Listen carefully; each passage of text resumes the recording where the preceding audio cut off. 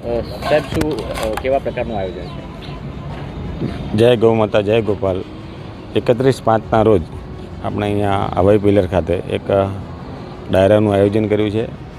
એના ડાયરાના કલાકાર જે બેતાબ બાદશાહ કહેવાય ગુજરાતના એવા કીર્તિદાનભાઈ ગઢવી, રાજલબેન બારોટ, દેવ પગલી અને અન્ય કલાકારો પણ આની અંદર જોડાવાના છે. આ આયોજન અમે પાટણ અને બનાસકાંઠા નાની જે ગૌશાળાઓ છે એના માટે અમે આ આયોજન કર્યું છે. એમાં મારા પીએન માળી ફાઉન્ડેશનમાં આખા ગુજરાતભરના મારા મિત્રો જોડાવાના છે. કેટલાક લોકોના ફોન પણ આવી ગયા છે અને મારું આ આયોજન કરવાનું આવ્યું એ બદલ મેં બધાને પૂછ્યું હતું મારા મિત્રોને કે આપણે સાથે મળી અને ગૌ માતા માટે સારામાં સારું કંઈ આયોજન કરીએ.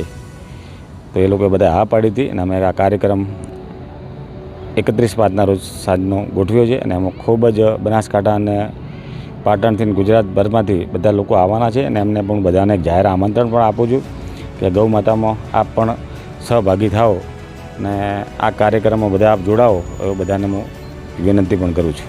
ડાયરામાં કોણ કલાકાર? કીર્તિદાનભાઈ ગઢવી, રાજલબેન બારોટ, દેવ પગલી, બીજા અન્ય કલાકારો પણ જોડાવાના છે.